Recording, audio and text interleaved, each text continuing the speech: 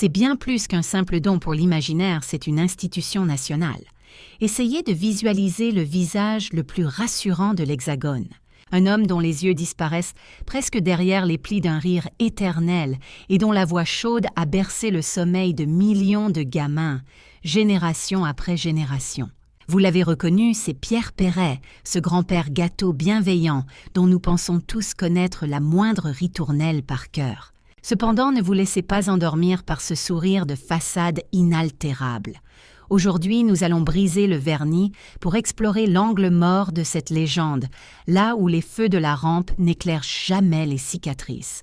Alors qu'il affiche désormais 92 ans au compteur en cette année, 2026, à un âge où la majorité des hommes aspirent à la sérénité et au pardon ultime, pour partir l'âme en paix, Pierre Perret a pris le chemin opposé, celui de la confrontation. Il a opté pour une vérité crue brutale et sans la moindre concession. Il a décidé de fracasser un silence de plomb qui perdure depuis des décennies pour enfin pointer du doigt ce qu'il ne pardonnera jamais. Comment l'auteur de mélodies si joyeuses et innocentes a-t-il pu dissimuler une plaie aussi béante jusqu'au crépuscule de son existence? Qui a été assez cruel pour transformer le sourire légendaire de l'ami Pierrot en larmes de rage, avalées en silence dans l'ombre. Ce que nous nous apprêtons à vous révéler n'a rien d'un conte de fées, c'est une tragédie moderne tissée de confiance assassinée et de trahison au goût de fiel.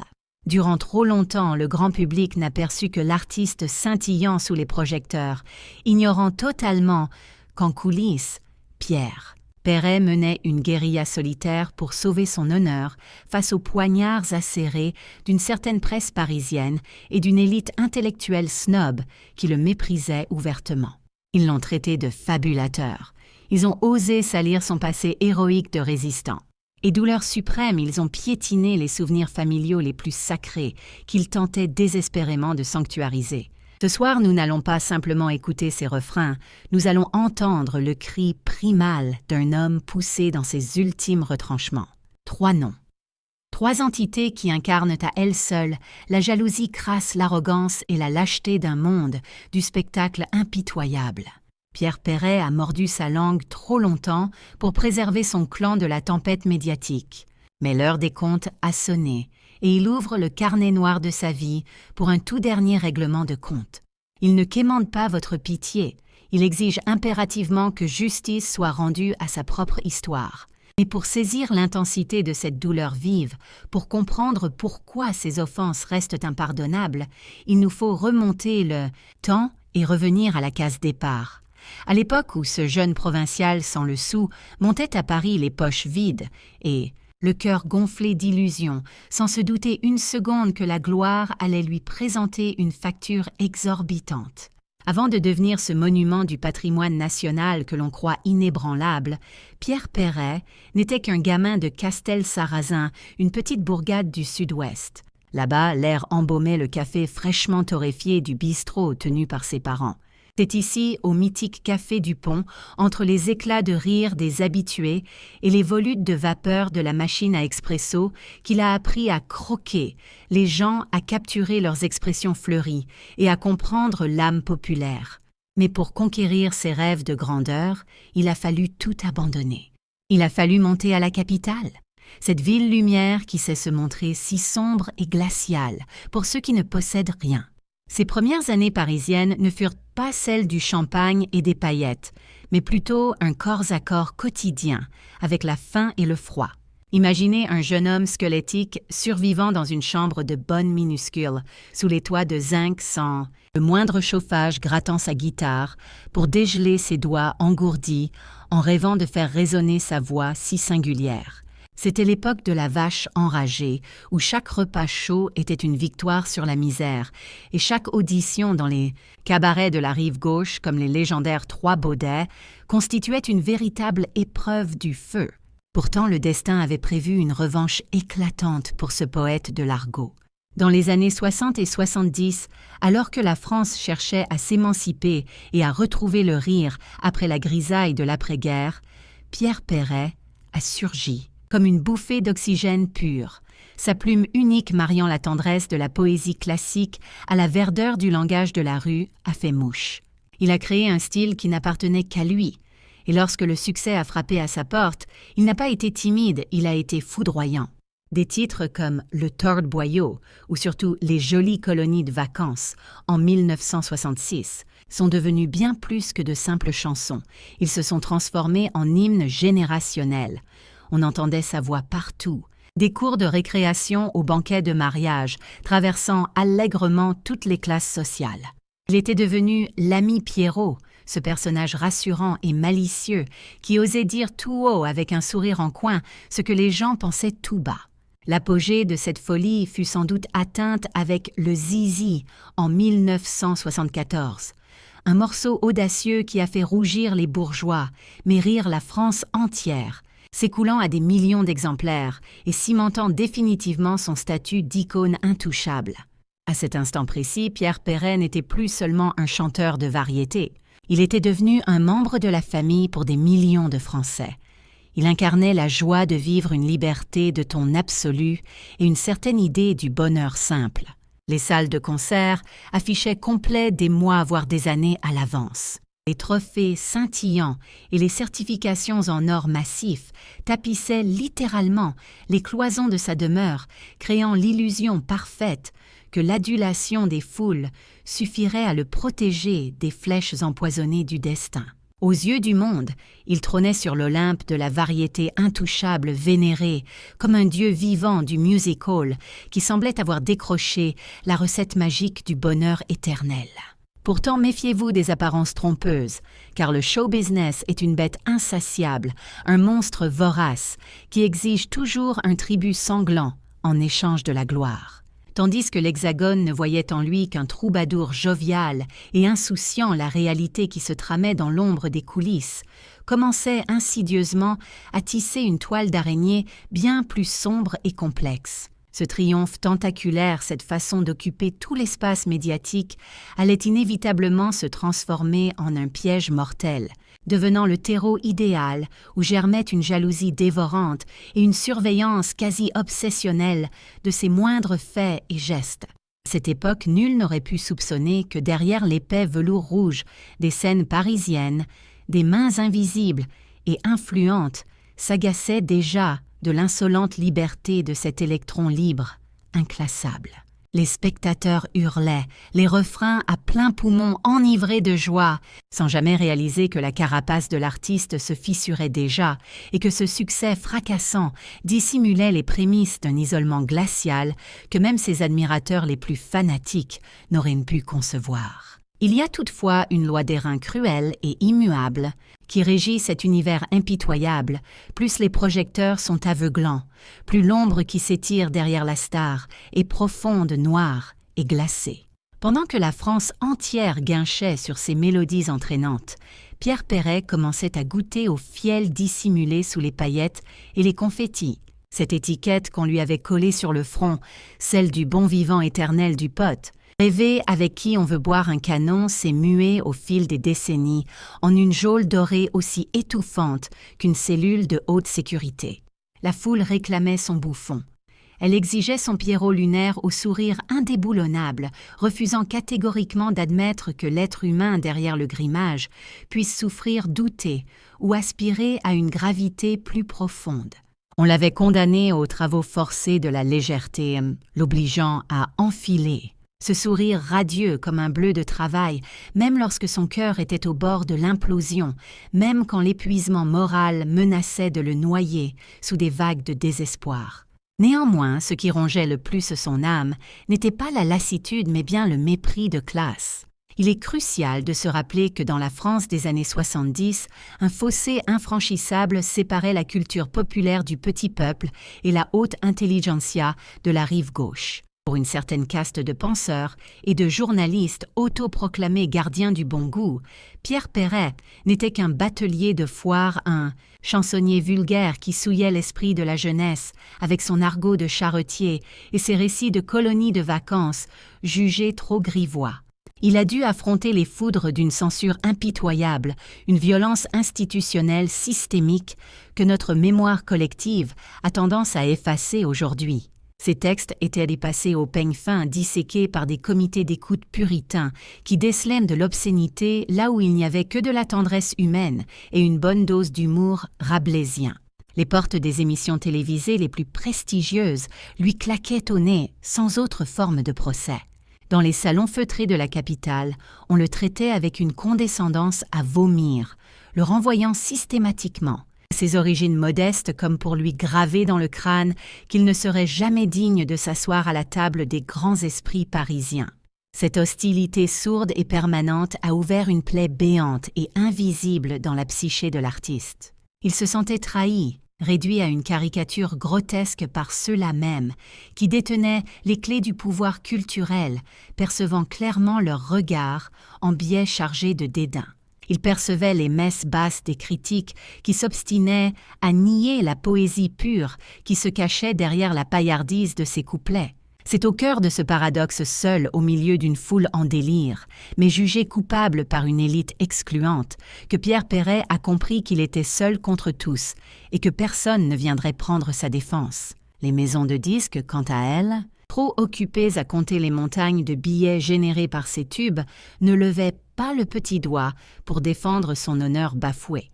Il n'était à leurs yeux qu'une planche à billets, un produit marketing ultra rentable, mais son âme, ses états d'âme, tout le monde s'en moquait éperdument.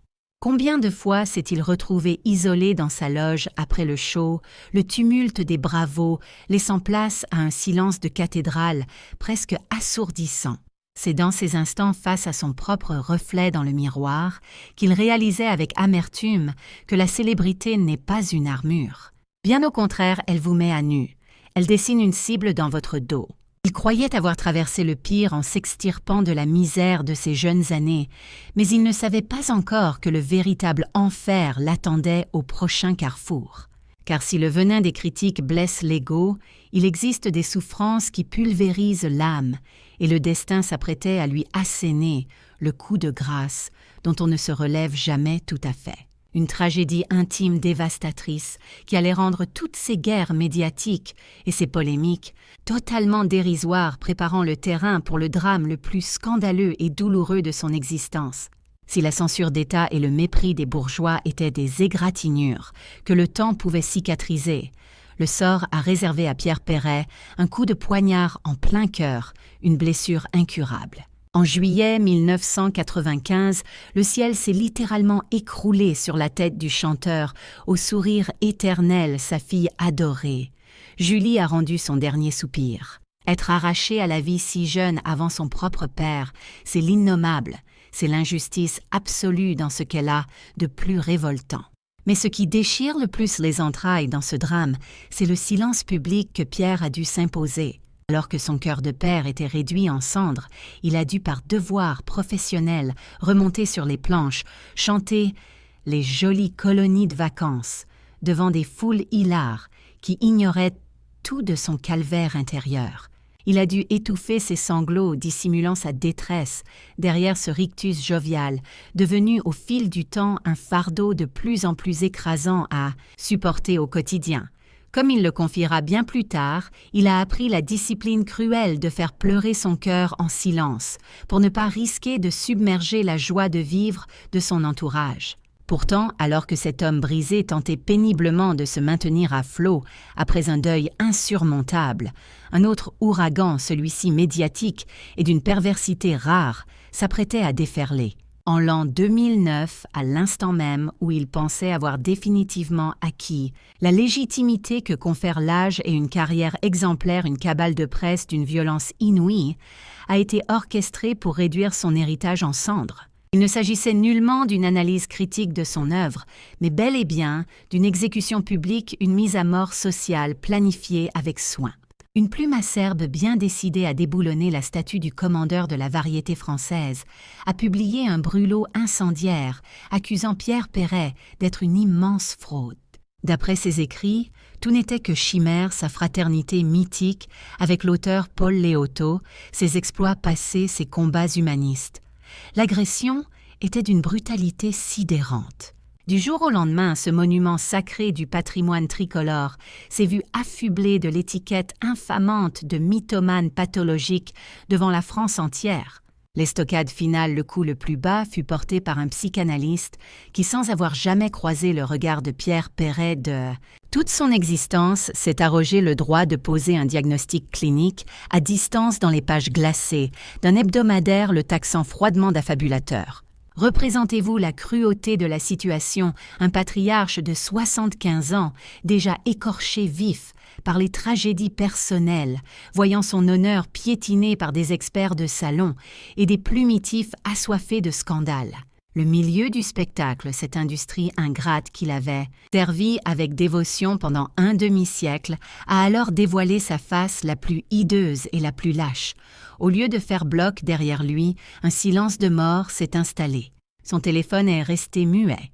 Les convives d'hier, ceux qui se pressaient pour profiter de ses largesses et de sa bonne chair, se sont volatilisés dans la pénombre, abandonnant le vieux poète seul face à la meute. Il s'est retrouvé encerclé, traîné dans la fange et humilié par ceux-là même qui juraient, la main sur le cœur, détenir la vérité absolue sur sa vie. Ce que ses détracteurs avaient omis, c'est que sous la bonhomie légendaire du Pierrot se dissimulait la résilience d'un guerrier qui n'avait absolument plus rien à perdre. Ceux qui pensaient pouvoir enterrer vivante cette icône populaire avaient commis une erreur de jugement fatale. Ils avaient totalement négligé le fait que derrière la tendresse de ses refrains enfantins se tenait un homme de principe, un fils de bistrotier, au caractère bien trempé, qui ne baisse jamais les yeux quand on tente de l'intimider. Plutôt que de sombrer sous l'avalanche d'accusations, Pierre Perret a opté pour une contre-offensive, non pas par l'invective, mais par la rigueur glaciale des tribunaux. Il a traîné ses bourreaux devant la justice pour diffamation, et c'est là, dans la gravité d'un palais de justice, puis noir sur blanc dans ses mémoires, qu'il a pointé du doigt les 3 visages de la traîtrise, portant cette rancœur tenace jusqu'à ses 91 ans passés. Le tout premier nom inscrit sur sa liste rouge est celui de cette journaliste Sophie Delassin, qui a cherché à bâtir sa propre notoriété sur les décombres de la réputation du chanteur. Pierre Perret n'a jamais pu avaler ce qu'il perçoit comme une machination mensongère savamment orchestrée. À ses yeux, elle personnifie la malhonnêteté intellectuelle de ceux qui n'hésitent pas à tordre le cou à la réalité pour vendre du papier à scandale.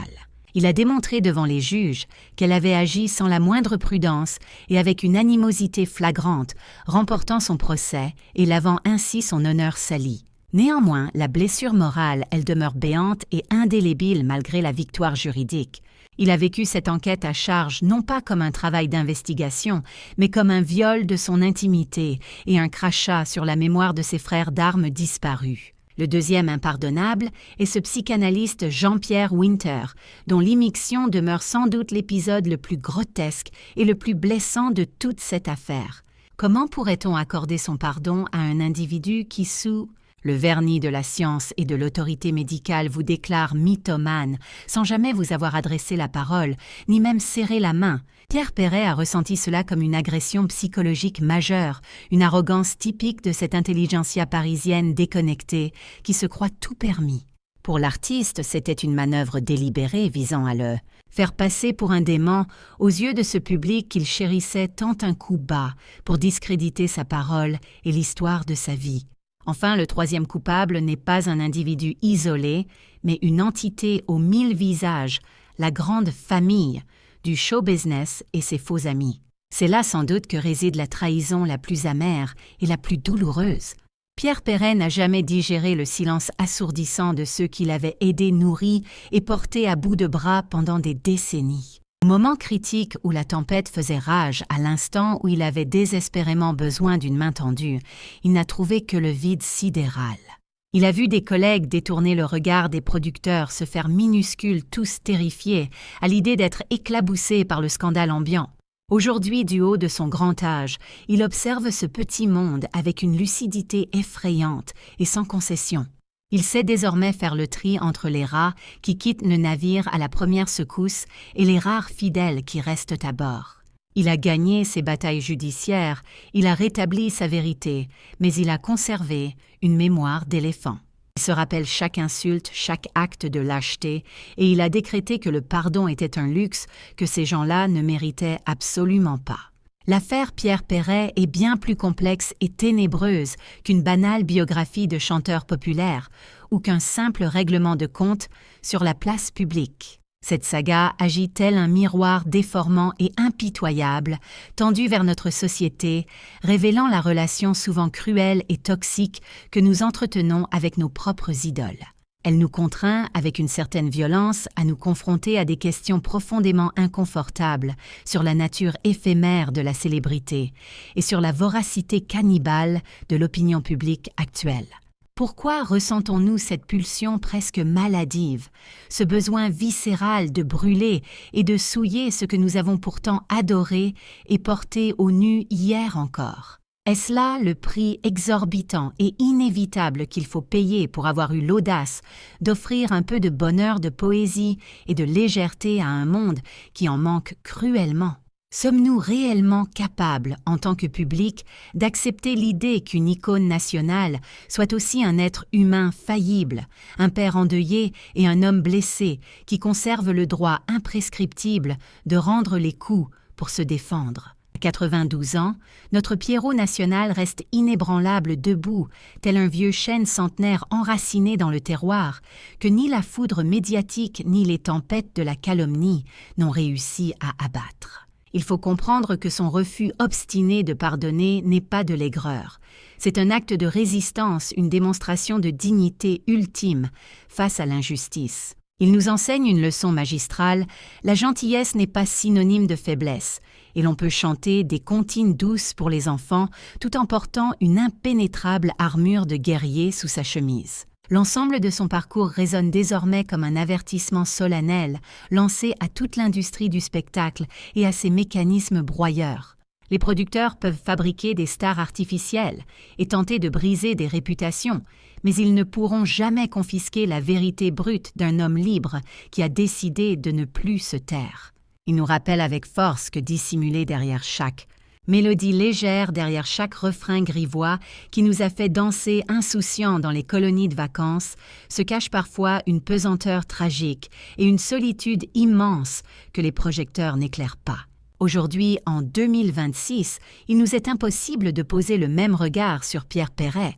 Notre perception de l'homme a définitivement changé. Nous ne l'écoutons plus seulement pour rire ou nous divertir, nous l'écoutons désormais pour apprendre ce que signifie rester intègre dans un univers saturé de faux-semblants et d'hypocrisie.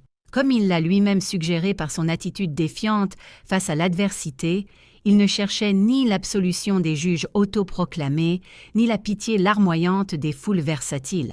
Sa volonté était simplement que sa propre histoire soit racontée avec sa propre voix, sans filtre déformant et sans le moindre mensonge. C'est désormais chose faite, et je vous remercie d'avoir pris le temps d'écouter sa vérité sur ces zones d'ombre et de lumière. Et surtout, n'oubliez jamais que derrière le silence apparent d'une icône, il y a toujours un cri sourd qui attend patiemment d'être enfin entendu.